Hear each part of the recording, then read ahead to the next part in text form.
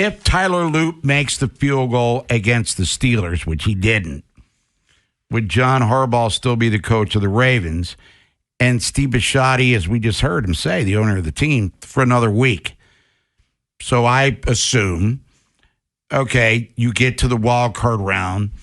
The same fate happens to you that happened to Pittsburgh. Then you get fired then? Am I reading that correctly? That he was on a week-to-week basis, it seemed. I think a better counter would be how far or how deep of a playoff run would it have taken to reverse that? Because short answer by him, but it spoke volumes. To me, that said that this was premeditated and this had been thought about for quite a while. So for anyone out there who was still in the camp of saying this is a knee-jerk reaction and the Raven, Bisciotti was just upset by losing to a rival in the final week of the regular season. No, this went way deeper, and all of his other answers where he went more in depth were even more evidence of that, citing fourth quarter collapses, didn't say that fan frustration was the biggest part, but he said seeing empty seats and people upset throughout the year, that caught his attention at the very least. He wasn't willing to ignore that.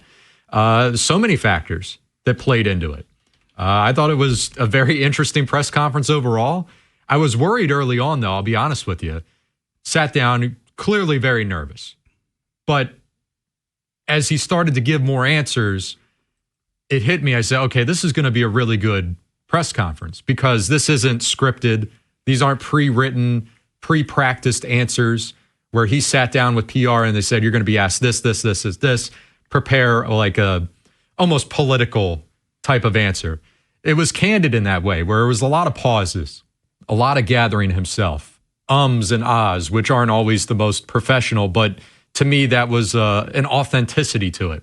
But I was worried when he was nervously like banging and tapping the table. I'm like, don't ruin the audio. I said, the whole thing's going to sound like this the whole time. But he finally settled in, and I thought it was a great hour of conversation. Yeah, hey, worry about us radio people and the people who want to listen to this thing who couldn't follow it in real time. And also, Jerry did follow up with a Justin Tucker question, and he said I didn't have anything to do with that. That was more of an Eric and John Harbaugh. And would he have made the kick? He did kind of come out after a pregnant pause there, if you will. Said maybe. Mm-hmm. And then it caused, you don't know. I mean, that's all speculating, et cetera, et cetera. Well, Kyle Goon was the one to ask directly about, hey, we haven't spoken to you in years.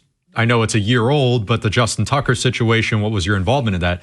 To me, very fair question. I've been saying that all along. And that was the reason why I thought Bisciotti should have spoke last year at the time. Simply if for nothing else, just to talk about the Tucker situation.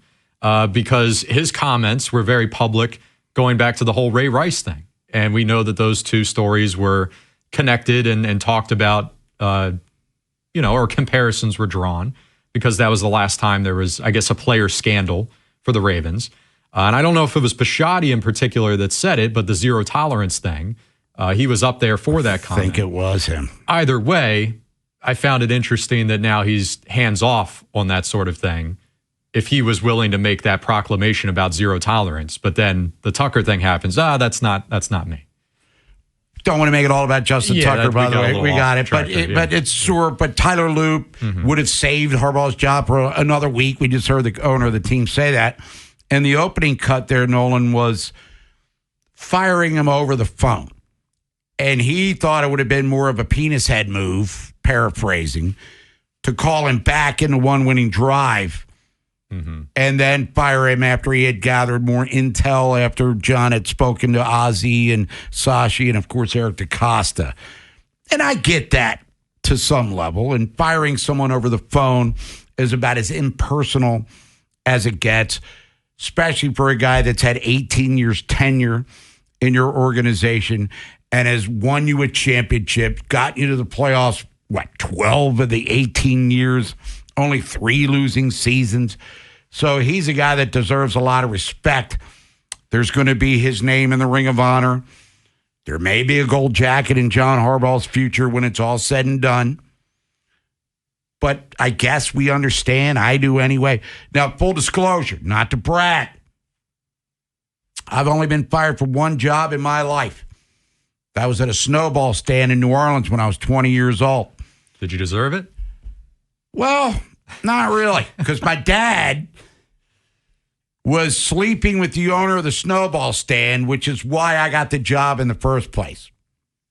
And then my dad condiffs her, and then I get fired. And she came right in, said, "You're fired."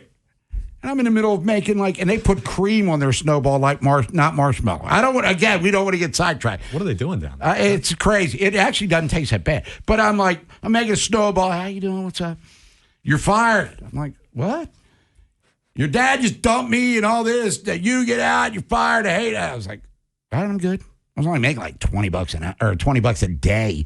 I was making like $100 a week to do that at 20 years old. But point is, in the restaurant business or in media, I've never been fired from a job. I've quit many of them, but never been fired. So I don't really understand the process of being told that your services are no longer welcome here. Unless my dad starts messing around with somebody that's management here at Odyssey. Easy now. Easy. I mean, my old man still got game at 85 years old.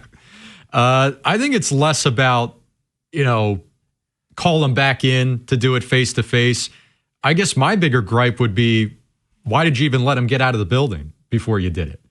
You dilly-dallied around, my assumption here, because you were nervous about it, and how could you not be?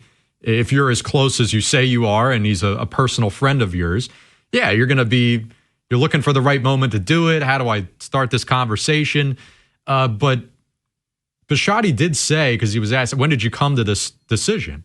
And he'd been thinking about it for a while, and he said Monday. He said, I woke up Monday thinking that that's more than likely what I was going to do. If I wasn't 100%, I was as close to that as possible, that without being 100%.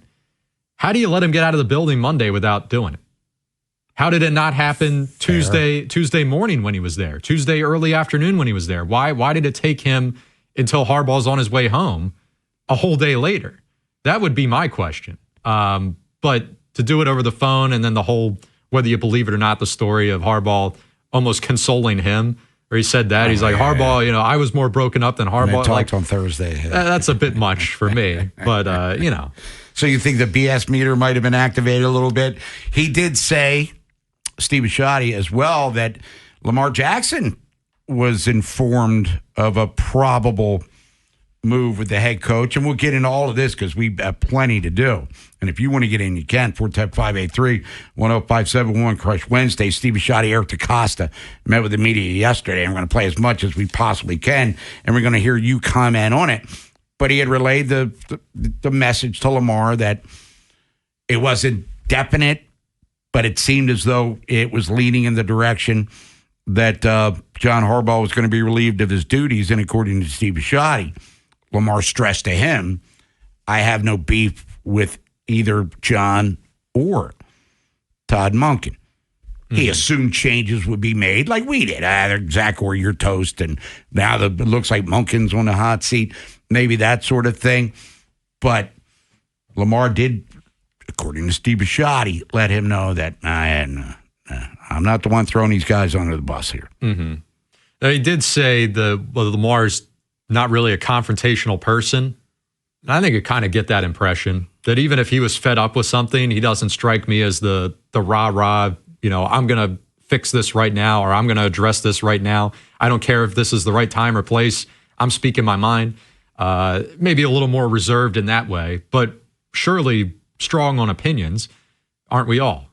So I again, it's all speculation still, but I'd imagine when Bisciotti told him that, he didn't put up a major fight. Sure. Because if Bisciotti values Lamar's opinion as strongly as he says he does, then, Lamar's, breaking down there and saying, no, there's no way you can fire Harbaugh. That's the only coach I want to play for. Maybe that would make him reconsider his decision. Well, again, we'll get into it. Steve Bisciotti also said that even though Lamar and everyone on the team, the players, their opinion is valued, they're not the decision makers. They don't have the power. Mm-hmm. We'll take it under advisement. And maybe if Lamar does speak to Eric and Sashi Brown and Ozzie, And then they'll relay that to Steve, who reiterated that they're going to be the ultimate decision makers. You listen and maybe, hey, that's not a bad idea. We're on board with it. So he made it clear, at least to me, that it wasn't like, I hear what you're saying. I'm the boss. You're the employee. Get better in the red zone. We'll take care of the rest. That he'll value his input to some level, but it won't swing the pendulum one way or another here in regards to who's next. Yeah, the power comment, like you said, and that's sports, that's anything. I mean, if you're a boss, you're the boss. You can't relinquish that kind of power. We get it. I did see that comment misconstrued. We get the social media accounts going that, Bisciotti says Lamar has no control or no power. Like, well, why don't you play the full thing, the full answer, Well, that would make too much sense. And again, at the same press conference, he says, I invite Lamar to come up and participate in the final round of interviews. I want him here. How do they mesh? And maybe less about what questions Lamar would be asking. Is he going to grill the candidate? Not so much. I think it's more about just those two guys sitting down in the room together. How do they mesh? What's the conversation like? Say it's an offensive-minded coach that they're talking to. Does he get Lamar's eyes to light up and Lamar's, getting excited by some of the stuff that this coach is talking about? That's the kind of stuff I would want to see with Lamar in the room.